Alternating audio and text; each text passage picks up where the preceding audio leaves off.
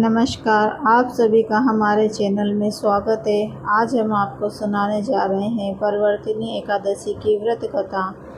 भाद्रपद शुक्ल एकादशी की पौराणिक कथा इस प्रकार है। युधिष्ठिर कहने लगे कि हे भगवान, भाद्रपद शुक्ल एकादशी का नाम क्या है? इसकी विधि तथा इसका महात्म्य कृपया करके कहिए।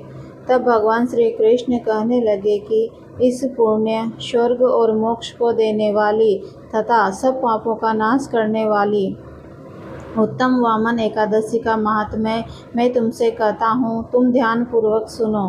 यह पद्या परिवर्तिनी एकादशी जयंती एकादशी भी कहलाती है। इसका यज्ञ करने से वाजपेय यज्ञ का फल मिलता है। पापियों के पाप नाश करने के लिए इससे बढ़कर कोई उपाय नहीं है। जो मनुष्य इस एकादशी के दिन मेरी यानी कि मेरे वामन रूप की पूजा करता है, उससे तीनों लोक पूज्य होते हैं। अतः मोक्ष की इच्छा करने वाले मनुष्य इस व्रत को अवश्य करें। जो कमल नयन भगवान का कमल से पूजन करते हैं, वे अवश्य भगवान के समीप जाते हैं। जिसने भाद्रपद शुक्ल एकादशी को व्रत और पूजन किया, उसने ब्रह्मा विष्णु सहित तीनों लोकों का पूजन किया। अतः हरिवासर अर्थात एकादशी का व्रत करना चाहिए। इस दिन भगवान करवट लेते हैं, इसीलिए इसको परिवर्तिनी एकादशी भी कहते हैं।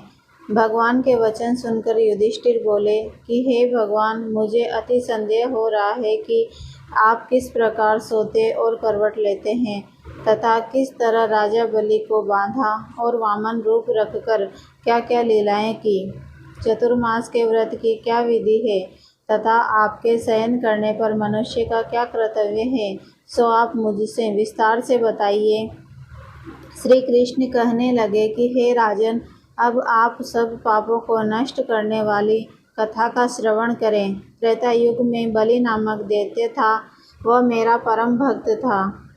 विविध प्रकार से वेद सूक्तों से मेरा पूजन किया करता था और नित्य ही ब्राह्मणों का पूजन तथा यज्ञ के आयोजन करता था। लेकिन इंद्र से द्वेष होने के कारण उसने इंद्रलोक तथा सभी देवताओं को जीत लिया। इस कारण सभी देवता एकत्र होकर सोच विचार कर भगवान के पास गए। बृहस्पति सहित इंद्रादि देवता प्रभु के निकट जाकर और नतमस्तक होकर वेद मंत्रों द्वारा भगवान का पूजन और स्तुति करने लगे। अतः मैंने वामन रूप धारण करके 5वां अवतार लिया और फिर अत्यंत तेजस्वी रूप से राजा बलि को जीत लिया। इतनी वार्ता सुनकर राजा युधिष्ठिर बोले कि हे जनार्दन, आपने वामन रूप धारण करके उस महाबली दैत्य को। श्री कृष्ण कहने लगे, मैंने बलि से 3 पग भूमि की याचना करते हुए कहा, ये मुझको 3 लोक के समान है और हे राजन, यह तुमको अवश्य देनी ही होगी। राजा बलि ने इसे तुच्छ याचना समझकर 3 पग भूमि का संकल्प मुझको दे दिया और मैंने अपने त्रिविक्रम रूप को बढ़ाकर यहाँ तक कि भूलोक में पद, भुवर्लोक में जंघा, स्वर्गलोक में कमर, महलोक में पेट, जनलोक में हृदय, यमलोक में कंठ की स्थापना कर सत्यलोक में मुख, उसके ऊपर मस्तक स्थापित किया। सूर्य, चंद्रमा आदि सब ग्रह गण, योग नक्षत्र, इंद्र आदि देवता और शेष सभी सब नाग गणों ने विविध प्रकार से वेद सूक्तों से प्रार्थना की। तब मैंने राजा बलि का हाथ पकड़कर कहा कि हे राजा, एक पग से पृथ्वी, दूसरे से स्वर्गलोक पूर्ण हो गए हैं। अब तीसरा पग कहाँ रखूं? तब बलि ने अपना सिर झुका लिया और मैंने अपना पैर उसके मस्तक पर रख दिया, जिससे मेरा वह भक्त पाताल को चला गया।